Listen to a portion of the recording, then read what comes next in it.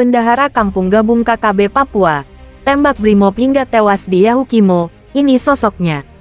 Melansir dari Tribun Papua.com, dua pelaku penembakan yang menewaskan anggota Satgas Damai Cartens Bribda Gilang Aji Prasetyo di kilometer 8 Distrik Dekai, Kabupaten Yahukimo, ditangkap. Kedua pelaku inisial AS 25 dan KG 27 merupakan anggota kelompok kriminal bersenjata KKB. Ironisnya, satu di antara pelaku, AS 25, berstatus bendahara kampung peneki. Sedangkan KG alias Kebon 27 adalah mahasiswa. Kepala Operasi Damai Cartens, Kombes Faizal Ramadhani, mengatakan kedua pelaku terlibat dalam kasus penyerang pos Brimob di Dekai beberapa minggu lalu. Keduanya telah ditetapkan tersangka, lalu digiring ke sel tahanan Polda Papua di Jayapura. Kedua pelaku serta barang bukti senjata api turut dibawa ke Jayapura, lalu nantinya diserahkan ke penyidik Kejaksaan Negeri Wamena.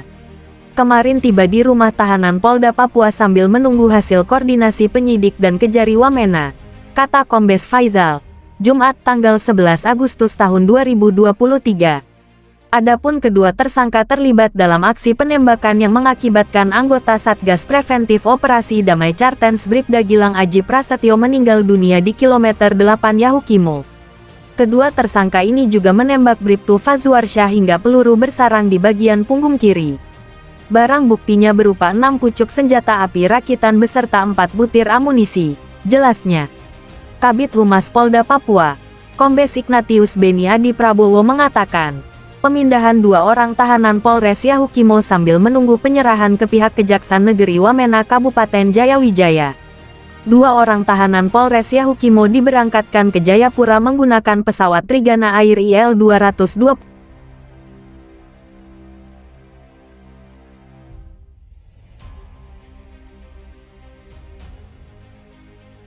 Baku tembak pecah TNI vs KKB, 1 KKB tewas mengenaskan. Melansari dari jpnn.com, pasukan TNI Yonif 400 BR di Titigi, Kabupaten Intan Jaya, Papua, terlibat baku tembak dengan anggota kelompok kriminal bersenjata KKB. Komandan Korem 173 PBB Brigjen TNI Iwan Setiawan mengatakan, kontak tembak yang terjadi di Ipadipa itu menewaskan satu anggota KKB. Sebelumnya, pekan lalu, KKB menembak mati seorang warga sipil bernama Boni Bagau di sekitar perbatasan Distrik Sugapa Distrik Homeo, Kabupaten Intan Jaya, Papua. KKB mengakui telah melakukan penembakan karena menduga Boni Bagau sebagai mata-mata TNI Polri. Pernyataan KKB tersebut diketahui berdasar surat yang dibawa Pastor Justinus Rahangiar dari KKB pimpinan Undius Kogoya. Memang benar ada laporan penembakan menewaskan Boni Bagau yang dilaporkan keluarga korban Willem Bagau ke Polsek Sugapa. Dijelaskan, surat yang dibawa Pastor Rahangiar dari KKB yakni dari kelompok Undius Kogoya, ditujukan ke TNI Polri di Intan Jaya. Isi surat menyatakan telah melakukan penembakan terhadap warga sipil di sekitar perbatasan antara Distrik Sugapa Distrik Homeo. Surat tersebut berisi pemberitahuan terkait telah terjadinya penembakan terhadap warga bermarga Bagau.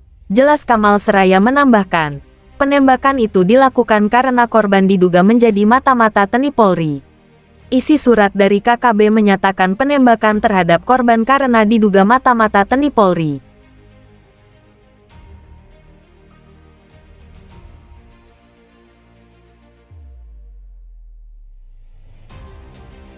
Sikat, hantu rimba hajar KKB tembaki kendaraan warga Papua.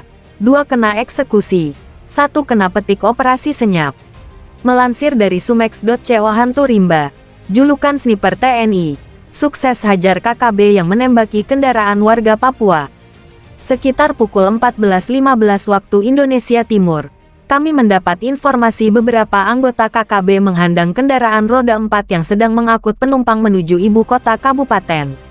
Kendaraan ditembaki dari arah depan saat mobil berada di tikungan jalan, yang jaraknya sekitar 4 km dari posisi kami. Nah, pukul 15.20 waktu Indonesia Timur kami tiba di sekitar lokasi. 3 personil saya perintahkan untuk mencari tahun posisi KKB dan menjaga parameter. Sementara saya dan seorang rekan mengambil posisi di perbukitan. yang persis menghadap salah seorang rekan ke tikungan jalan. Hanya sekitar 10 menit, posisi KKB terlihat mereka berada di parit kecil di sebelah kanan jalan. Untuk menghindari jatuh korban dari warga yang bersembunyi di sekitar kendaraan, kami bergeser lagi kira-kira 100 meter ke sebelah selatan. Kami mengambil posisi di belakang KKB kurang lebih 150 meter. 3 anggota KKB terlihat merayap rapat di balik gundukan tanah, sambil mengarahkan senapannya ke arah kendaraan yang berhenti di tikungan jalan itu. Dengan senapan anggota KKB berhasil saya eksekusi. 2 lainnya berlari ke arah rekan kami yang sudah menunggu. Beberapa menit kemudian 3 ledakan tembakan terdengar dari arah jurang. Saya tahu itu tembakan dari rekan-rekan saya. Semua berjalan lancar. Kemudian saya menghubungi kepolisian untuk melakukan olah TKP dan mengevakuasi. Sekitar pukul 16.30 waktu Indonesia Timur kami kembali ke pos pemantauan. Salah seorang rekan memberitahu saya ada 1 KKB memegang senjata laras panjang berhasil lolos saat penyergapan tadi. Saat mereka melakukan pengejaran, KKB itu lari ke pemukiman warga dan masuk ke salah satu honai. Rekan saya tidak melakukan penindakan. Dari keterangan rekan, saya yakin anggota KKB itu tinggal di sana. Dalam catatan intelijen beberapa warga ada yang terindikasi menjadi simpatisan KKB dan berusaha memprovokasi warga lainnya.